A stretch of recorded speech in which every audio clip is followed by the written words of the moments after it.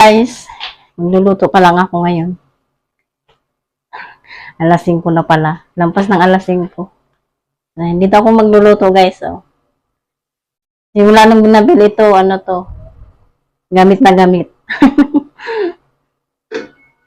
Gamit na gamit siya. Maganda kasi hugasan kasi hindi na ako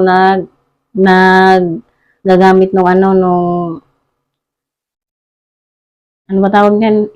Scotch Brite ba yan? Steel wool. Kasi hindi naman to pwedeng, hindi to pwedeng may scratch. So, yun yung pawis ko. Grabe. So, ayan, wait lang. Ito guys yung lulutuin ko. Adoboin ko tong, pork adobo. Pinakuluan ko to para malambot siya. Kasi pag doon lang, pag mismo doon lang sa yung normal process na pag adobo, tigas, ang tagal maluto. Tapos ito naman yung sibuyas at bawang. So, mamaya ko na ilagay yung paminta, dahon, buo at durog na paminta. Init. So, mag-start na ako guys magluto. Hindi ko na sa inyo papakita kasi hello, adobo lang to. So, yeah. Later. Ginamit ko pala yung yung selfie. Ano ba tawag dito?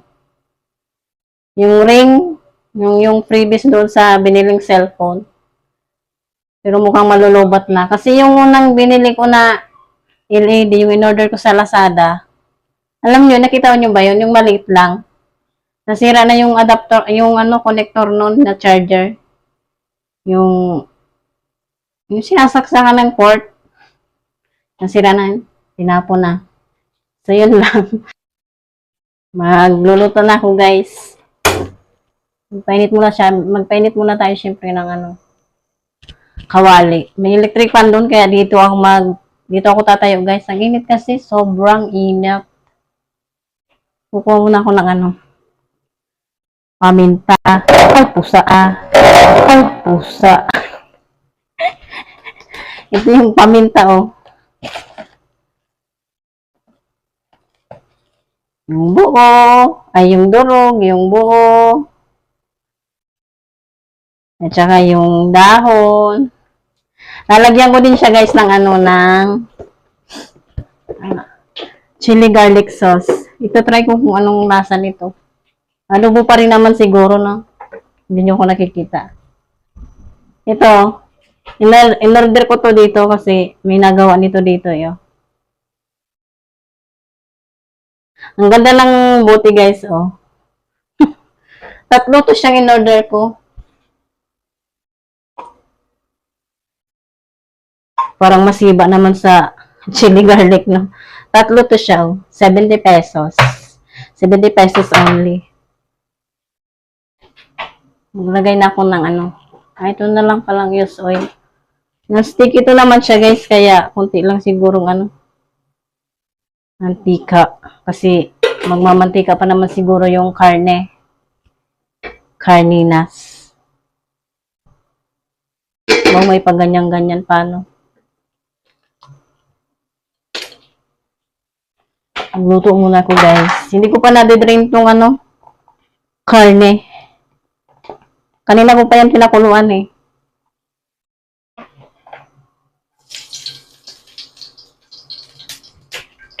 Hinahangin yung apoy.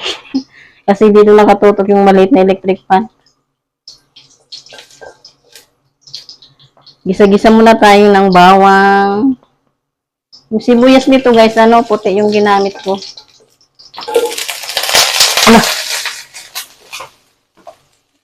Talsikan. May tubig kasi itong lalagyan.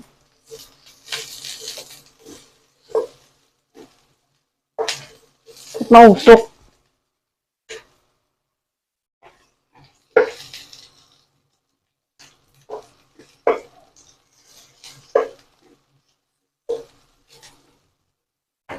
Ano ba ilalagay ko, guys? Yung yung karne o yung hindi ko pa nga pala nabubuksan yun. Hindi marunong. Yung anong isusunod. Dito ako nagluto guys sa pang social na kawali. Ito yung in-order ng asawa ko eh.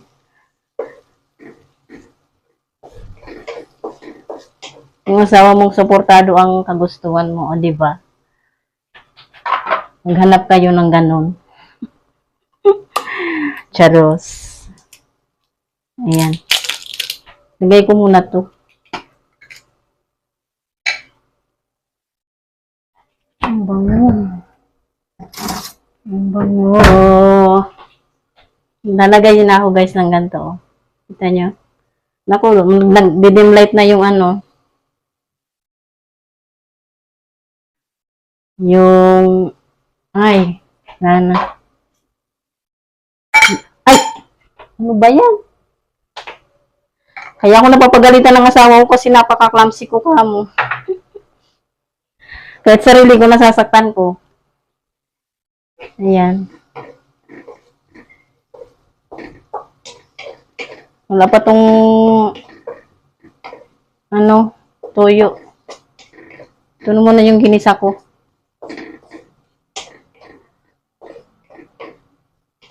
So, ayan. Gano'n na, dumilim na yung Oh. Kailangan na nitong i-charge. Nalagay ko naman to guys na porky. Ano ko yung lasa nito? Hulaan nyo nga. Nakulog-kulog na naman.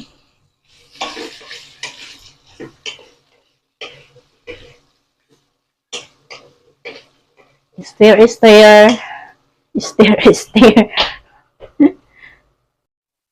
So, ayan siya guys. Aray. Hindi ko muna nilagyan ng toyo. Pero tatakpan ko muna siya. Yan. So, balikan na lang natin mamaya. Hi guys. Hanggang ngayon hindi pa rin tapos yung niluluto ko. Ayan. Papatuyuin ko lang yan. Tinubigan ko yan. Tinagdagan ko ng tubig kasi magrereklamo yun yung asawa ko. Medyo maanghang. Hindi yun idol. Hindi niya bit yung maanghang eh. Ang init. So yun, while waiting na maluto or lumambot, patuyuin ko kasi ito eh. Masyado kasing madami akong nailagay na na tubig. Tuyuin ko lang konti. Nilakasan ko na nga yung apoy. Tapos, I have something to tell you. So, ayan. Medyo malakas yung apoy nun, kaya kailangan kong bantayan. Alam nyo ba guys, hindi naman ako ang nag-receive nito. Kaya, nagulat ako nung binigay to sa akin. Kasi nung umalis kasi kami nung dinala to. Hindi ko rin naman alam na i-deliver na to. So, unexpected. So, yun. Paano ko ba ito ipapakita? Baka may hindi pwede ditong ipakita eh. I-blood ko na lang siguro. Ayan. Hindi rin naman kita. Ayan. Alam nyo ba to? Ano to guys? Philippine ID. Pero bakit ganito? Papel. Papel man to siya guys. Ay, grabe naman. Yung nakita kong Philippine ID nung umuwi ako sa Bicol, naka PVC. PVC na card, plastic. Pero bakit ganito yung akin? Kaya, natutuwa ako kasi meron ako nito. Pero, Ang in-expect ko kasi, naka-plastic siya, yung naka-PVC. Kasi yun naman talaga dapat, di ba? Pero bakit papel ang dumating? Hindi naman lisensya, hindi naman driver license ang kinuha ko. Kasi yung driver license, papel. Kasi hindi na sila umabot sa plastic na PVC. Kita ko sa balita, papel na din ang inisyo ng LTO. Bakit itong Philippine ID? Ganto. Grabe. Apat guys, apat ang ipapalaminate ko. Ito. Hindi naman kasi back to back. Dito lang talaga sa front, oh. Talagang taas na taas, no eh. Kaya ingat na ingat talaga ako. Ano to? Pwede naman to siyang ipalaminate. Ang hinahanap ko dito kung saan to pwedeng pirmahan. Ano naman to? Valid proof identity. Ayan, nakalagay naman dito. Kaya lang, hindi ko alam kung saan to pwedeng pirmahan. Kasi pag walang pirma, baka hindi rin naman to valid. O, diba? Ang laki ng QR code. So, yun lang ang isi-share ko. Well, nagpapalambot ng niluluto ko. So, yun lang. Sino ba sa inyo nakatanggap ng gantong papel na Philippine ID? Well, anyway, baka ito lang talaga ang bago ngayon. Kung butong ipapalaminate, Diyos ko, ang laki-laki. Half na to ng bond paper eh. Pag isa-isa naman, 4 na piraso. Walang choice, kundi tanggapin kasi valid naman to.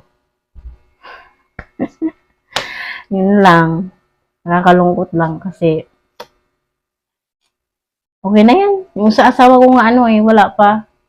Parang sabi niya 2 years na daw na wala pa eh. So,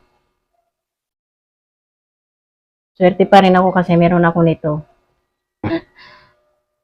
Guys, medyo saucy na lang siya. Saucy. So, sarsa na lang yung natira. Wala na yung masyadong masabaw. So, okay na to. Malambot na yung karne. Sana makaya na namin yung anghang. Ayan. Let's turn and off. Kaya bamboo to. Ang bamboo yung ginamit ko kasi nga para hindi naman siya may scratch. Ayan. Takpan natin para hindi naman bagsakan ng insekto. Bye!